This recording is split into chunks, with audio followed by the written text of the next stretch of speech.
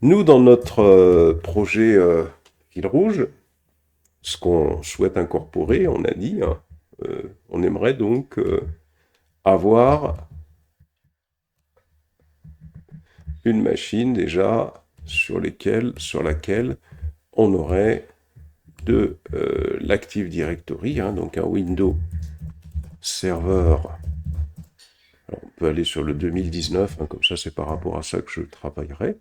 Et là, donc, on aurait un Active Directory en place, avec un DHCP, avec un DNS, on peut tout intégrer ici. On a dit également que dans notre projet Fil Rouge, donc il y aura également ici une machine avec un serveur MySQL, hein, qui va être installé sur cette machine. Ensuite, on a dit également qu'on souhaite mettre un pare-feu pfSense, hein, et on souhaite activer pas mal de choses, hein, sur ce pare-feu. Donc ça veut dire que quelque part ici, hop, on va avoir une autre machine. Donc on peut opter pour un serveur Linux, hein, si on veut. Ici, un serveur Linux, hein. Ici, sur le serveur MySQL, ça va être du Linux aussi. On va essayer de diversifier. Et bien sûr, ce que je ne représente pas, c'est les postes de travail. Ouais, on représente surtout l'infra. Alors, ce serveur Linux, si il est acté que dessus, on va mettre un pare-feu comme pfSense, ça veut dire que ce serveur Linux, alors attendez, oui, alors attends, j'arrête. Voilà. Donc, ITIL, hein. ITIL. Alors, donc, ce qu'il faut retenir, c'est information. Ça veut dire information, technologie, infrastructure, hein. Infrastructure, library, hein. Voilà. Alors, c'est vaste, hein, ITIL, hein, si on veut apprendre ITIL, on en a pour 6 mois. Mais nous, on va parler de l'essentiel, hein. C'est comme l'a dit votre camarade, c'est un cadre de bonne pratique, hein. C'est un cadre de bonne pratique, c'est ça la définition, hein. C'est un cadre de bonne pratique, hein, pour la gestion des services informatiques. Gestion des services informatiques.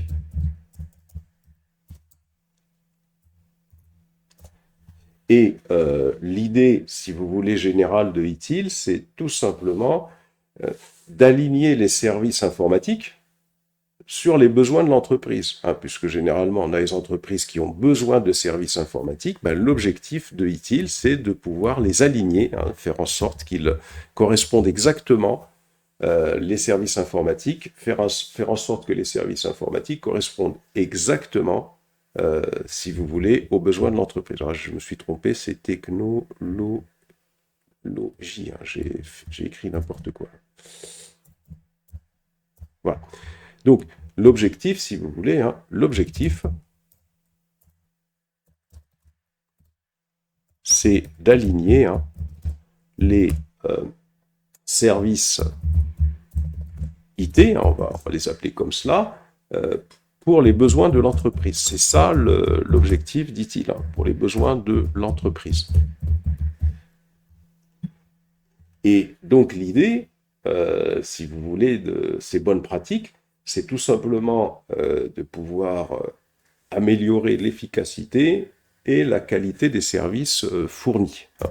Donc c'est pour pouvoir, donc pour améliorer, hein, améliorer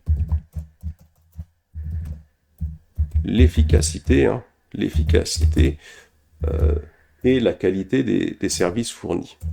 Et la qualité des services fournis. Donc ça, c'est une définition déjà qui nous parle, hein, par rapport déjà à ce qu'on connaît de l'informatique et à ce qu'on a appris. Et un des autres objectifs de ITIL, hein, c'est de pouvoir garantir une gestion cohérente de tous les processus IT. Hein. Donc c'est un dernier objectif, hein, c'est de garantir une gestion cohérente, parce qu'il faut les gérer, les processus. Hein, une fois qu'on a dit ça, bah, il faut pouvoir gérer tous les processus existants, les serveurs, les services, les tâches, etc. au sein d'une infrastructure, au sein d'une entreprise. Donc c'est de garantir une gestion cohérente, hein, cohérente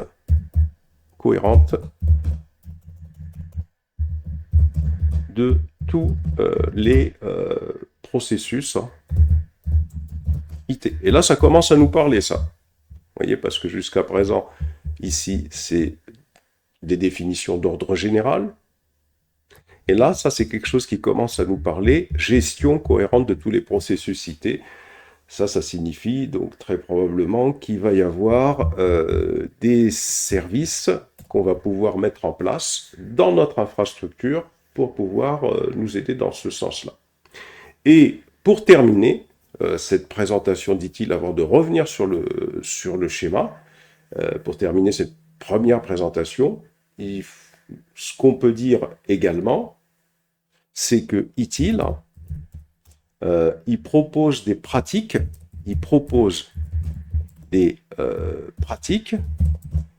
qui sont éprouvées, hein, c'est-à-dire qui ont été testées dans de nombreuses situations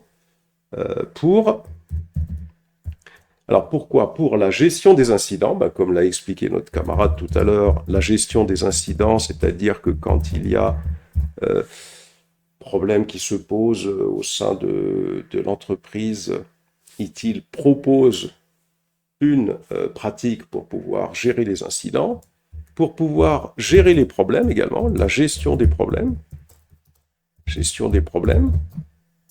pour pouvoir également gérer les changements, puisque très souvent au sein d'une infrastructure, il y a des changements qui vont s'effectuer, donc il faut pouvoir les gérer efficacement, hein, la gestion des changements, et pour terminer avec un dernier aujourd'hui, la gestion des actifs, hein, c'est-à-dire absolument tout ce qu'il y a, logiciel, matériel, etc., etc. Donc, voilà un peu pour présenter déjà succinctement ce que c'est qu'ITIL, parce que l'idée, c'est de ne pas rester trop sur quelque chose qui est théorique, hein, c'est de voir comment nous, on peut implémenter tout ça, par exemple, dans le produit fil rouge, et peut-être les autres camarades également prendre cet aspect des choses en main, même s'ils ne l'ont pas fait dans leur travail. Voilà. Alors, je vais repasser maintenant, je vais enregistrer ça, bien sûr.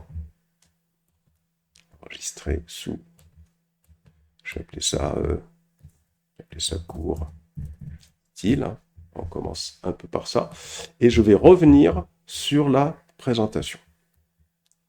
La présentation, c'est-à-dire je vais revenir sur ce qu'on avait commencé à faire, parce que j'avais besoin de faire cette introduction sur ITIL pour pouvoir continuer.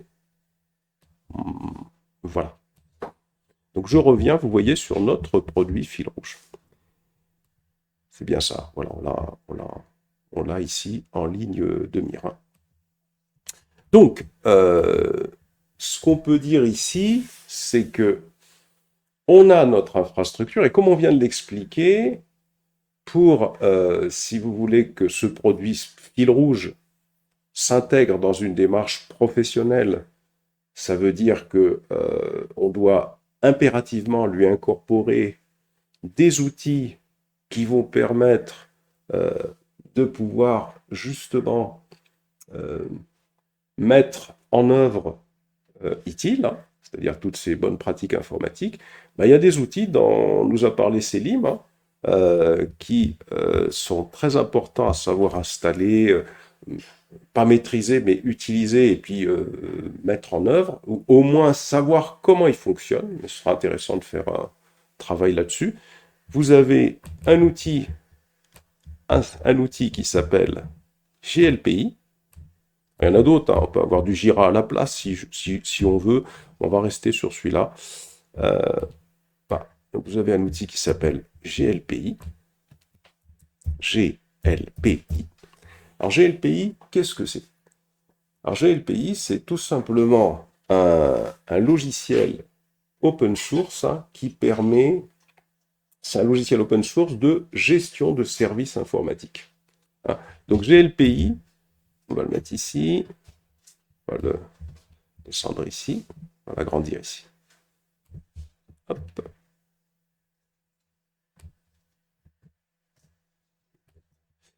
Comme ça. Voilà. Donc GLPI, c'est un logiciel donc, de gestion de services informatiques, gestion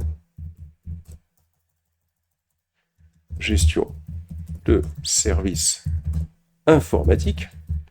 Et donc ce logiciel informatique, logiciel, il permet de faire quoi? Il permet de faire l'inventaire des actifs. On a parlé d'actifs tout à l'heure dans la méthode ITIL, c'est-à-dire que il va y avoir une base de données dans laquelle, via, bien sûr, une application, un formulaire, on va pouvoir saisir, on va parler comme ça pour l'instant, absolument tous les actifs existants au sein de l'entreprise, c'est-à-dire les serveurs existants, les logiciels existants, le personnel existant, les services, etc. etc. Donc ça, c'est ce qu'on appelle les actifs. Également, ce logiciel, il va permettre de pouvoir mettre en œuvre les demandes d'assistance. Les demandes d'assistance. C'est-à-dire que quand il y a un problème,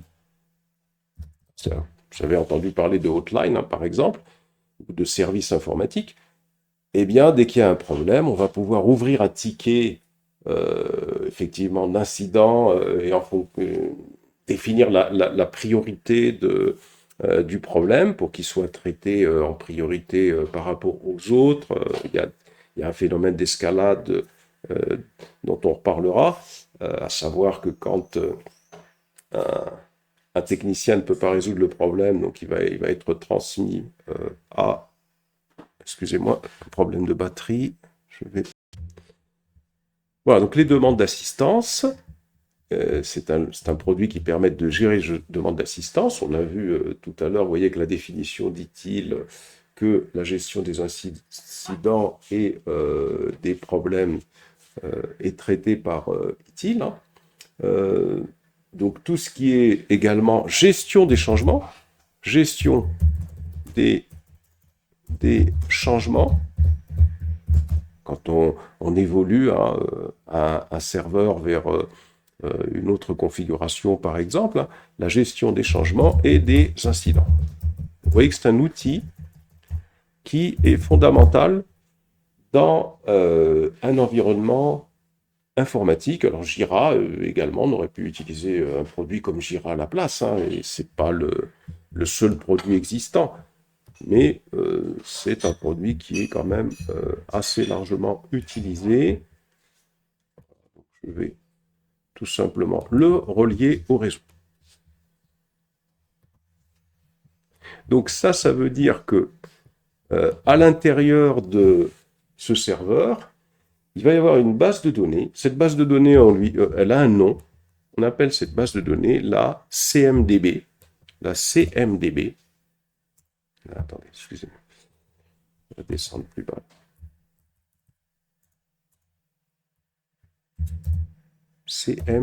CMDB.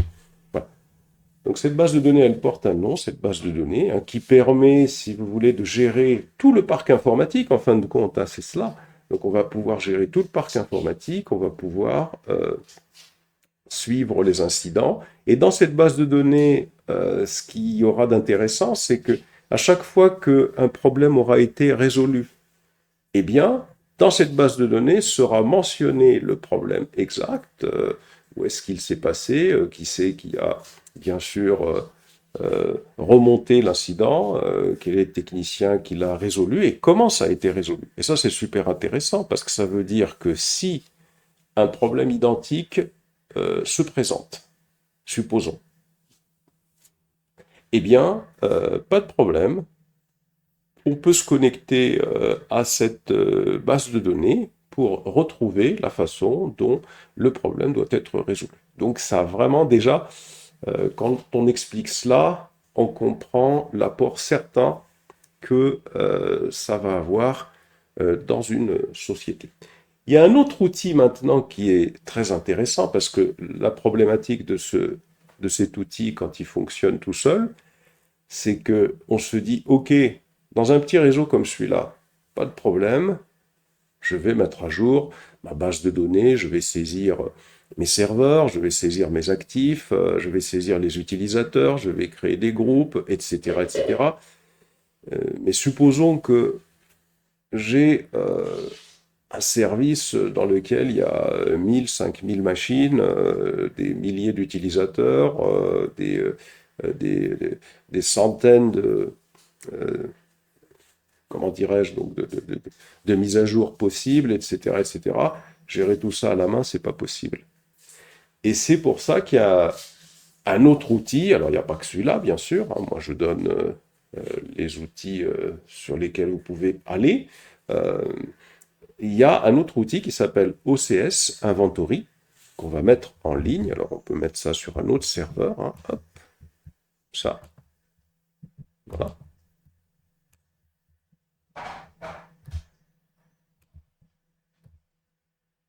Je vais faire comme ça. Hop. Il y a un autre outil qui s'appelle OCS Inventory. OCS Inventory. Alors cet autre outil OCS Inventory, c'est lui aussi un outil open source hein, qui va permettre d'inventorier la gestion des configurations des systèmes informatiques.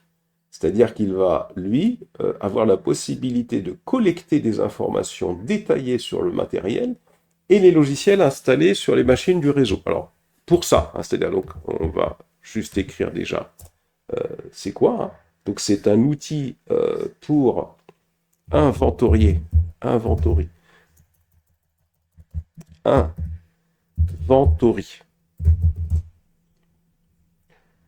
et gère les configurations des systèmes informatiques.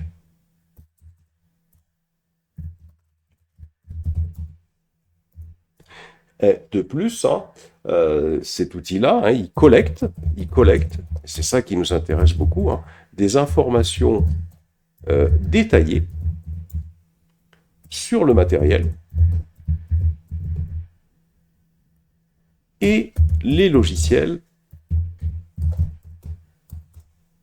qui sont installés sur les machines du réseau.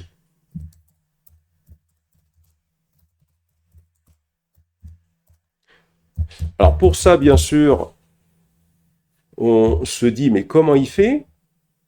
Eh bien, il va faire ça par l'intermédiaire d'un agent qu'on va installer sur chacune des machines. C'est-à-dire que l'idée, qu'on ait des machines Linux ou Windows, on va tout simplement, par exemple, si on veut collecter des informations sur cette machine-là, qu'est-ce qu'on va faire? Sur cette machine-là, on va installer ce qu'on appelle un agent OCS. Si on a une machine Windows, là, on veut collecter automatiquement des informations sur cette machine, on va installer un agent OCS ici. Et ainsi de suite. Hein. Voilà. C'est-à-dire que ça, en quoi c'est intéressant? Ça évite de faire, si vous voulez, d'avoir à remonter de manière manuelle hein, les informations concernant les configurations. Et on va pouvoir faire une liaison entre GLPI et OCS Inventory. C'est-à-dire que cet outil-là, lui, il va permettre d'inventorier et de récupérer automatiquement une fois qu'on a fait ces configs-là, c'est-à-dire qu'une fois qu'on l'a installé sur un serveur, une fois qu'on a installé les agents, etc., il va permettre de récupérer les configs. Alors imaginons que ce serveur Windows 2019, par exemple, tiens, on augmente sa mémoire et on lui met...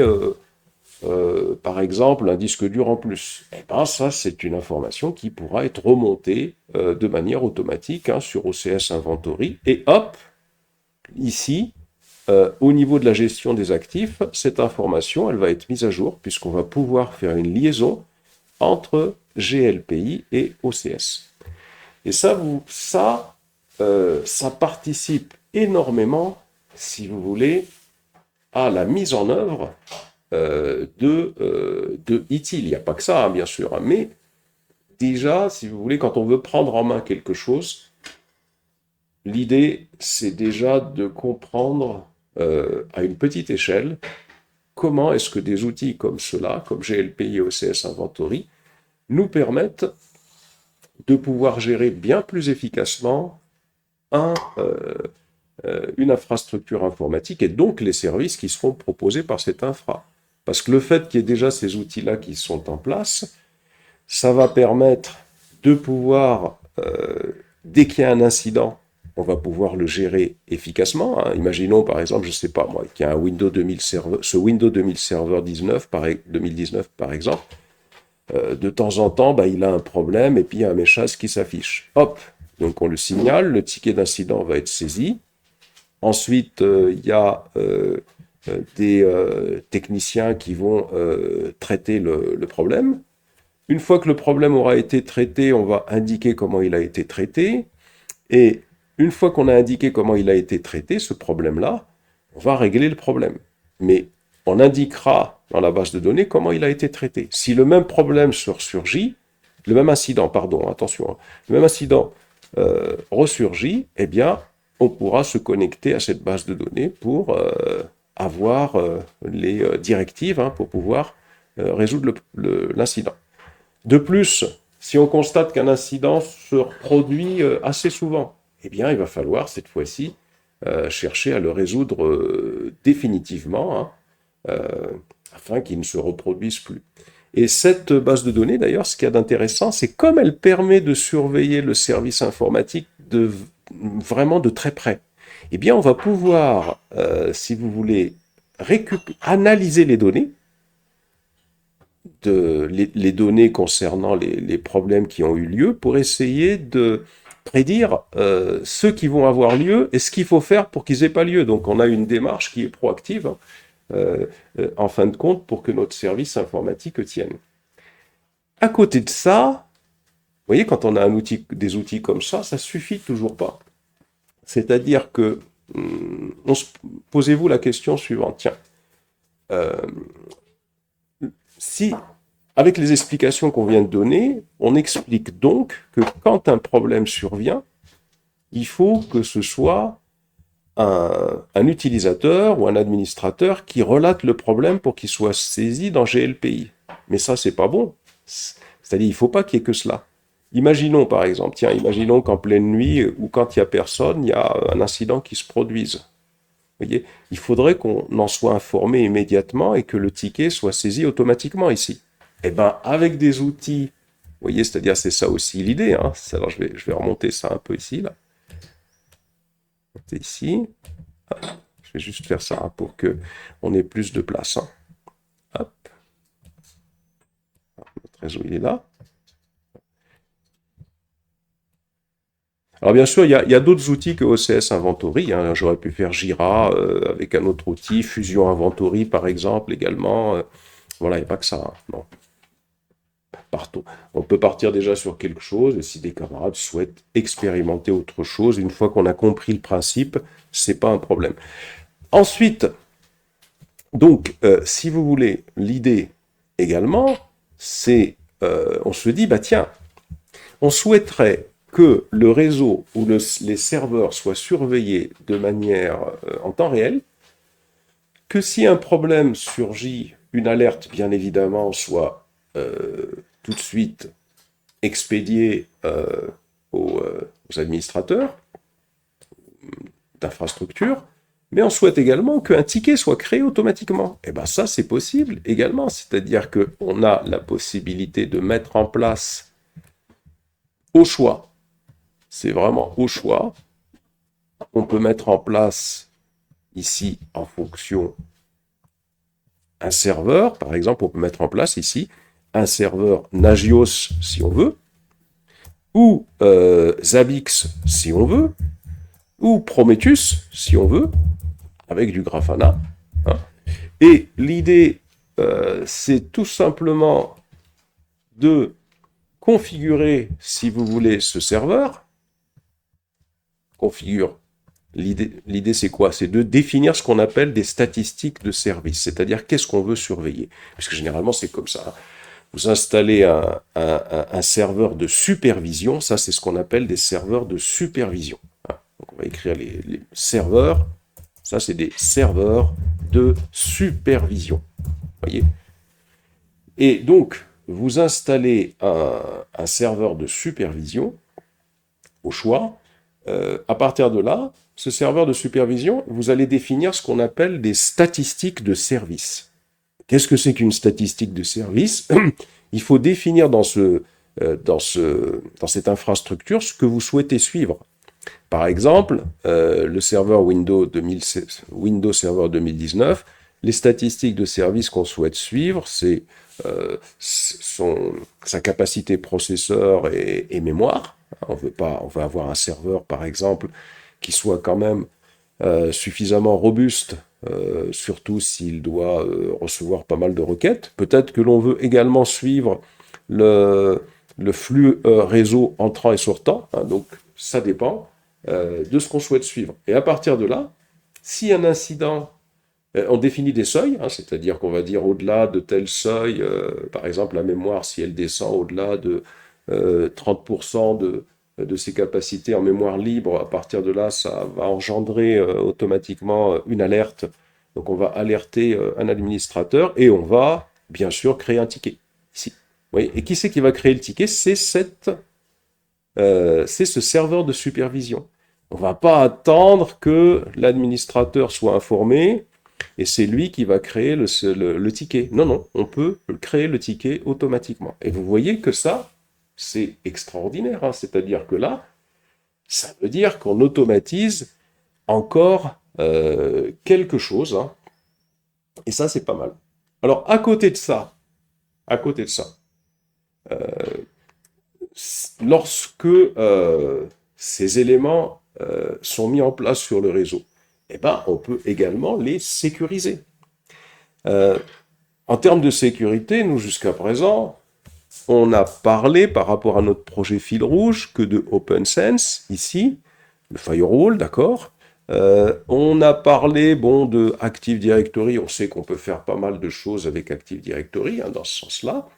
Maintenant, en termes de sécurité, si je prends le serveur web qui est là, ici, donc tout ce qui va permettre, tout ce qui est certificat, hein, tout ce qui va permettre, donc si vous voulez, connexion sécurisée, hein, ça c'est à mettre en place. Si vous prenez le serveur GLPI, ici c'est ni plus ni moins qu'un serveur web en fin de compte, hein. Donc la même chose, hein, on va pouvoir mettre en place le SSL TLS ici. Vous voyez, à ce niveau-là. Ici, ça c'est de la sécurité. Et si on veut sécuriser, on va y aller, hein. Et hop. TLS, déjà visuellement comme ça, vous voyez, sans faire une grande étude, déjà il y a des éléments qu'on sait que ça doit être sécurisé. Donc TLS, SSL. L'OSS Inventory, même chose, hein, c'est un serveur web également. Donc on peut mettre du TLS, SSL. Ensuite, en matière de sécurité, si on regarde notre infrastructure, hein, il y a des choses qu'on peut faire, par exemple. Alors, en ce qui concerne les mises à jour, ça c'est partout, hein. Vous voyez, je vais le mettre uniquement sur un seul, hein. Les mises à jour font partie de la sécurité, attention, hein. Donc mise à jour, pourquoi? Parce que je fais mise à jour, je fais mise à jour dans un seul, hein. Mais ce qu'il y a de bien, c'est que un gestionnaire de parc informatique va pouvoir suivre tout ça, et tout ça, on peut l'automatiser aussi, hein. Donc, vous voyez, tout ce qui est mise à jour des systèmes, hein, que n'importe quel système, ça, c'est vraiment à prendre en considération quand vous mettez en place de la sécurité informatique. Ça, c'est très important, parce que si déjà les systèmes ne sont pas mis à jour, et qu'ils recèlent des failles, si vous voulez, parce que c'est d'anciennes versions, et peut-être il y a des failles qui ont été corrigées, donc c'est incomplet ce que vous avez fait. Donc ça, vraiment, mise à jour, c'est dans les têtes. Il y a aussi quelque chose d'important, c'est la gestion des accès. Alors, effectivement, Active Directory ici, quand je prends des postes utilisateurs, Ça, tout le monde sait faire, intégrer un contrôleur de domaine, etc. Ça vous l'avez vu. Mais je ne parle pas que de ça. Par exemple, ici, GLPI, si je veux lui mettre de la sécurité, bah, je vais me dire, bah, tiens, je vais faire en sorte que les gens qui se connectent à GLPI passent par ce serveur LDAP. Donc il faut voir comment on peut, parce que GLPI, c'est une application à part entière. Donc, voir comment on peut intégrer, si vous voulez, la gestion des accès. Alors, je descends plus bas. Voilà, gestion des accès. Gestion des accès. Vous voyez, on veut sécuriser la gestion des accès avec un LDAP, c'est-à-dire LDAP, c'est le protocole. Le protocole LDAP, c'est le protocole qui va être utilisé par notre serveur d'authentification ici. Eh bien, ça fait partie également de la sécurité. On peut penser également sur ce serveur GLPI, puisqu'on a dit qu'il y avait une base de données, peut-être qu'il va y avoir des données sensibles qu'il va falloir sécuriser, eh ben, il faut peut-être penser à chiffrer, hein, LDAP, chiffrer les données sensibles, les données qu'on ne veut pas, si vous voulez que tout le monde les voie, hein. Chiffrer les données sensibles, ça peut faire partie également de notre stratégie de sécurité. Un point important également, alors chiffrer les données sensibles, ça c'est ce qui peut également être mis en place ici par rapport au serveur MySQL, mais ça c'est plutôt le problème des gens qui ont mis en place l'application. Un point très important également qu'il ne faut pas négliger quand on fait de la sécurité, c'est bien de sécuriser. Et il y a un problème vraiment fondamental, hein, vous le voyez maintenant, c'est que vous pouvez sécuriser comme vous voulez. Vous pouvez avoir des pirates qui peuvent attaquer, détruire en fin de compte la possibilité que vous utilisiez le système. Hein, il suffit de regarder les informations. Et donc ça veut dire qu'il faut avoir des sauvegardes. Donc la sauvegarde, elle doit être omniprésente dans le travail que vous allez faire. C'est-à-dire que ici, vous voyez, si par exemple GLPI c'est quelque chose de sensible, enfin tout ce qui sera sensible, il faudra le sauvegarder, hein, mais je pars par exemple sur un seul. Hein. Ici, il faudra mettre en place des sauvegardes, donc une stratégie de sauvegarde régulière, hein, tout simplement, hein, pour pouvoir restaurer ce qui nous semble sensible hein, à un certain moment. Donc, voilà un peu de manière plus étoffée une solution. Hein. Ça ne veut pas dire qu'il faut faire démarrer toutes ces machines en même temps. Je répète encore, hein, c'est-à-dire que quand on travaille sur une solution, l'idée, c'est pas de tout démarrer en même temps. S'il y a suffisamment de place, bien sûr, sur la machine, on peut le faire. Sur l'ordinateur, on peut le faire. Hein. Là, par exemple, si je donne 1 giga à celle-là, on va dire 2, alors je ne sais pas si c'est pas plus ici, hein, 1 à celle-là, donc 1, 2, 3, 4. Voilà. Donc, c'est-à-dire que si on a 16 Go de RAM, ça va aller. Voilà un peu, donc, si vous voulez, déjà pour vous introduire un projet fil rouge avec les éléments importants. Alors bien sûr, au-delà de ça, il y a beaucoup de choses qu'il est possible de faire. Hein. Comme l'a expliqué tout à l'heure, par exemple, Salim, qui veut mettre un DNS en plus, on peut penser effectivement à mettre un DNS secondaire, on peut penser à faire de la haute redondance avec le DHCP. On peut penser également pour le MySQL à faire également un serveur MySQL en plus, hein, c'est-à-dire faire de la redondance entre les serveurs MySQL. Donc attention, il y a une configuration pour cela. Hein.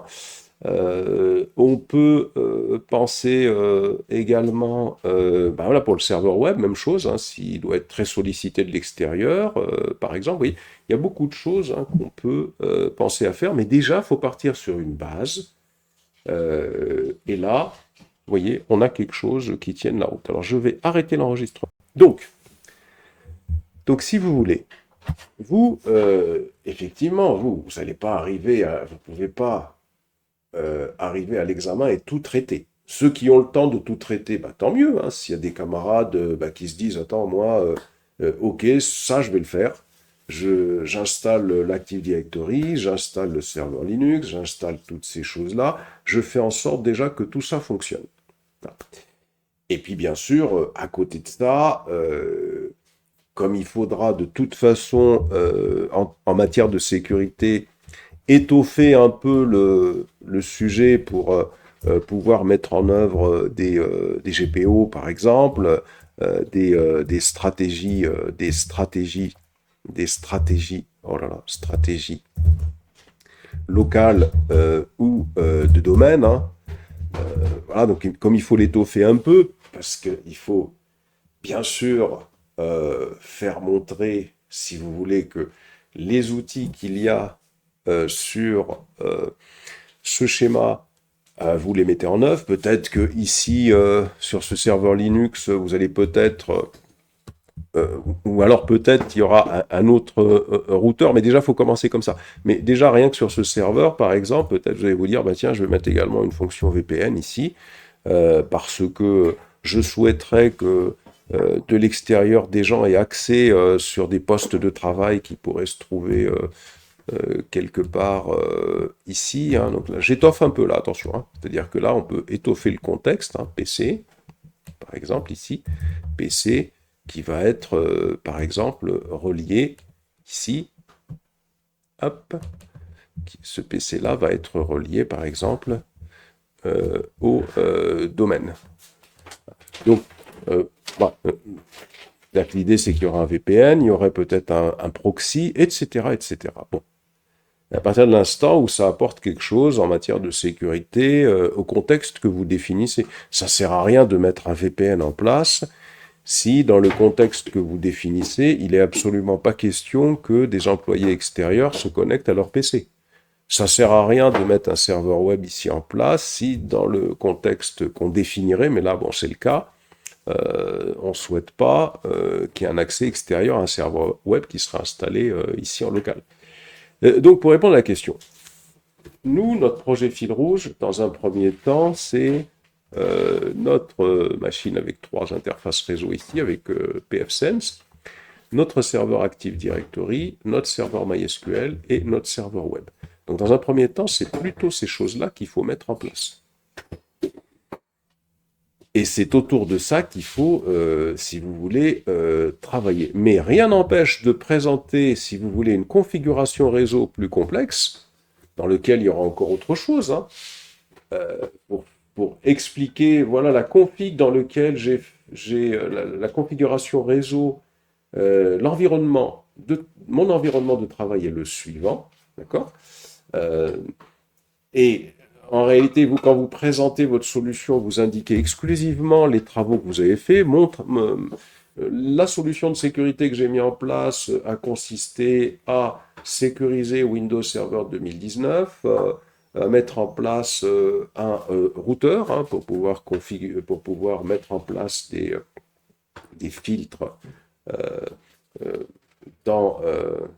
par rapport à mon réseau local et pour pouvoir définir une DMZ. J'ai mis en place également un VPN, voilà, et vous expliquer ce que vous avez fait. Par contre, il faut être capable de répondre à des questions concernant GLPI c'est quoi, comment ça s'utilise, OCS Inventory c'est quoi, comment ça s'utilise, ce que vous mettez sur votre schéma. Il faudra le mettre de toute façon. Nagios c'est quoi, ou Prometheus et Grafana c'est quoi, par rapport à ce que vous mettez sur le schéma. Hein. Voilà, c'est ça qui est important. Il faut être capable de répondre à des questions comme ça, ou des questions d'ordre plus général. Si ça n'existe pas sur le schéma, ben, qu'est-ce que c'est que... est-ce que vous connaissez des logiciels de gestion de parc informatique est-ce que vous connaissez des logiciels de supervision la supervision, de toute façon, il faut la faire. Hein. Supervision, vous ne pouvez pas vous en passer. Parce qu'il faut quand même superviser hein, tout ce que vous faites. Alors, peut-être un point important également, donc vous voyez, donc, pour expliquer peut-être que l'ordre de priorité, ce sera ça, le MySQL, le OpenSense et le serveur web. Également, ce qui sera important, c'est soit vous pouvez utiliser une distribution Kali si vous voulez faire tout ce qui est test de sécurité.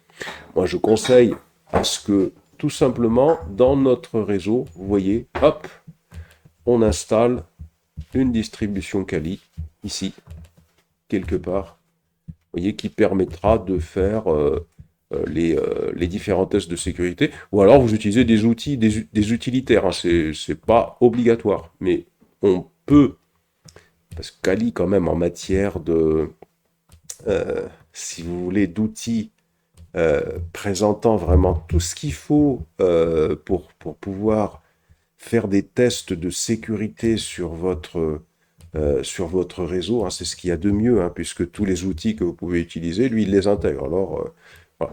Donc là, c'est quand même pas mal. Alors, on n'est pas obligé de le mettre ici, hein, si on veut, ça peut être juste... on peut imaginer, hein. Moi, je le mets ici, mais généralement, c'est pas un serveur, hein.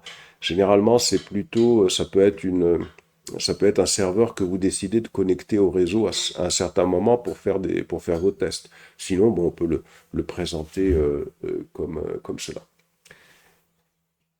Voilà, donc voilà, comme ça m'a permis d'introduire ITIL, qu'est-ce que c'est, de parler de GLPI et d'OCS Inventory, Prometheus et Grafana, je vous en avais déjà parlé, mais j'en reparle maintenant.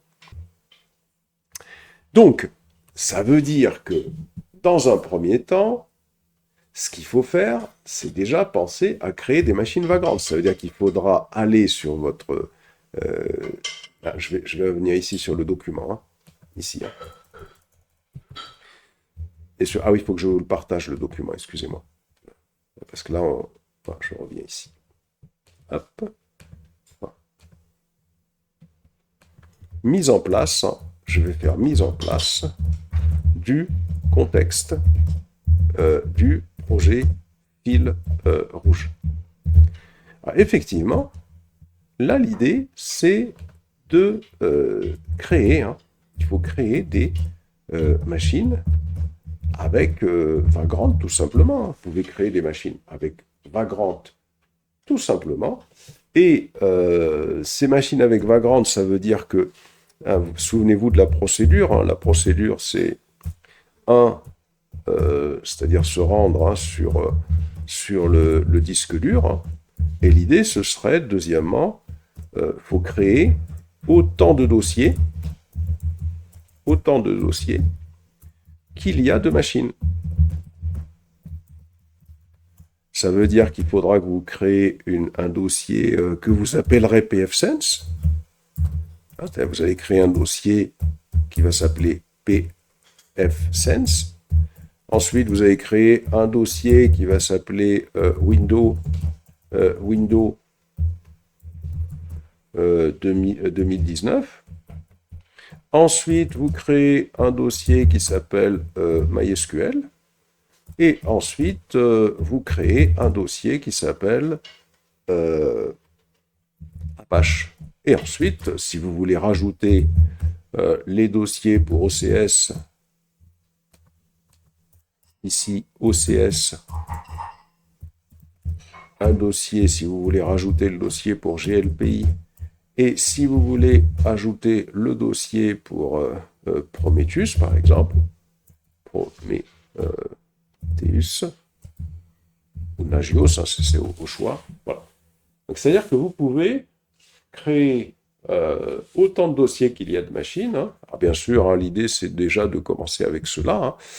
Hein. Et donc, le fait de faire ça, hein, troisièmement, hein, c'est de se rendre, hein, bien sûr, hein, sur le Vagrant Cloud. Et pour la machine pfSense, ce serait d'utiliser, alors surtout si vous faites l'installation ou OpenSense, ça n'a aucune importance. Hein. Surtout si vous faites l'installation à partir du début, d'essayer d'installer par exemple pour pfSense, pour MySQL et pour Apache, pour ces trois machines-là, par exemple, l'idée ce serait d'installer des machines Ubuntu par exemple ici, hein, puisque c'est... Après si vous voulez utiliser autre chose, utilisez autre chose. Hein. Voilà. pour MySQL, installer aussi une machine Ubuntu. Pour ça, installer aussi une machine Ubuntu, comme ça. Pour 2019, bah, c'est Windows 2019, hein, tout simplement. Il faut rechercher Windows 2019. Pour OCS, ici, c'est une machine Ubuntu, pour ceux qui veulent y aller. Et le GLPI, c'est une machine Ubuntu, ici. Et le Prometheus et Grafana, ça va être, par exemple, une machine Ubuntu. Vous voyez ? Donc, l'idée, c'est ça. Et pour ça, il faut aller se rendre sur le Vagrant Cloud, hein, pour rechercher une Ubuntu 20 ou 22, par exemple, comme on l'a fait déjà en classe. Hein, et puis, alors maintenant, si vous voulez, par exemple, si le Windows 2019, il y a un problème pour avoir vraiment ce qu'on veut, bah, on peut l'installer, celui-là, de manière manuelle avec une version DC, hein, c'est possible aussi. Donc ça, c'est le plus simple. Si vous le faites sur, cette chose-là sur AWS ou Azure, bah, dans ce cas-là, c'est avec du Terraform. Mais moi, je vous conseille de ne pas faire ça sur Azure ou AWS parce que, bon, ça apporte rien. Si vous voulez... ce qui aurait été bien sur Azure ou AWS, c'est quand on fait une migration, par exemple. Si vous souhaitez faire une migration. Oui, ça, c'est intéressant. On va parler de ça après. Donc, ça, c'est la première idée. D'accord ? Autre chose également, alors, après, si vous voulez, quatrièmement, donc l'idée, c'est bien sûr, ensuite, hein, c'est d'installer, hein, bien sûr, hein, les logiciels appropriés, hein, sur chaque machine. Déjà, ça, c'est le début. Maintenant, il y a également une autre façon de procéder. Si je reviens, par exemple, ici. Alors, je reviens ici. Je cesse le partage ici. Et je reviens ici. Je reviens sur... alors, on va y aller. Hein. Je vais revenir sur cet écran. C'est ça, UML Latino. Alors, il y a d'autres façons de procéder. Alors, on peut très bien, si vous voulez, faire la chose suivante. On se dit, bon, bah tiens, ok, moi je suis un peu embêté dans tout ça, parce que ce qui m'emmerde, c'est que c'est des machines VirtualBox, elles vont prendre beaucoup de place. Ok. Bah, vous allez vous dire la chose suivante. Donc, vous allez aller sur WSL sur votre machine. Vous installez WSL sur votre machine. Un WSL, c'est tout simplement, souvenez-vous, le système qui permet d'utiliser du Linux, hein, sur Windows, tout simplement. Hein. Donc, vous pouvez installer WSL. Et qu'est-ce que vous faites sur WSL ? Alors attention, comme ça, je l'ai enregistré, donc ça veut dire que je vais modifier le truc. Hein. Donc là, si vous voulez, ça se travaille. Vous voyez, je vais faire ça comme ça. Vous pouvez très bien travailler de la façon suivante pour gagner de l'espace. Hop. Je vous fais montrer.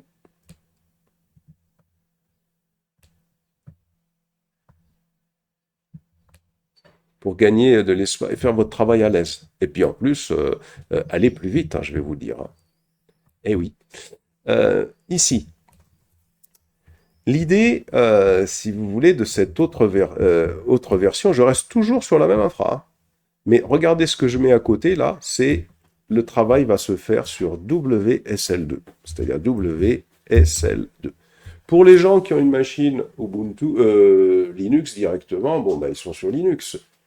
Les gens qui n'ont pas une machine Linux directement, donc là, il va falloir que ils mettent WSL2 en place. D'accord ? Ça veut dire que vous allez pouvoir, ici, le Windows Server 2019.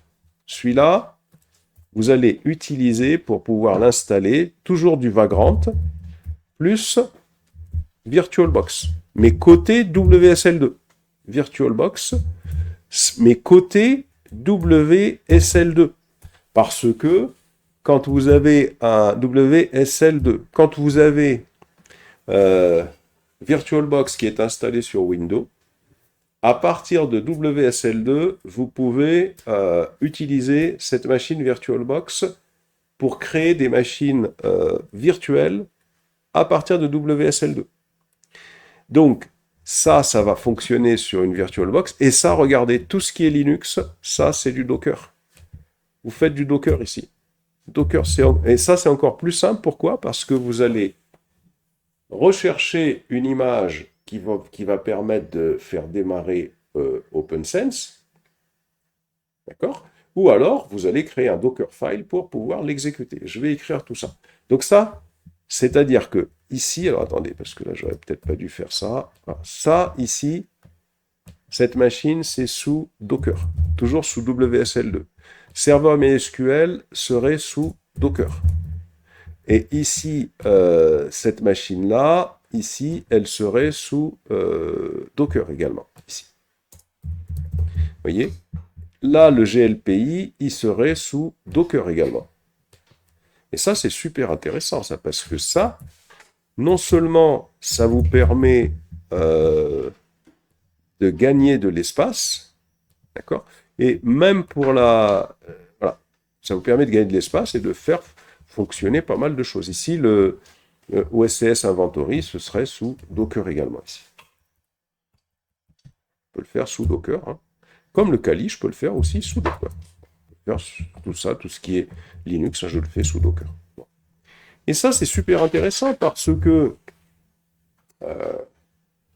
si vous voulez, on gagne déjà de l'espace. Donc ça, c'est une autre solution également, si vous voulez, si on souhaite travailler avec de la VirtualBox et du Docker. Hein, les machines Docker pourront communiquer avec la machine qui est ici, et la machine Docker pourront communiquer entre elles. Donc on peut faire ce travail-là sous WSL2 également. Hein.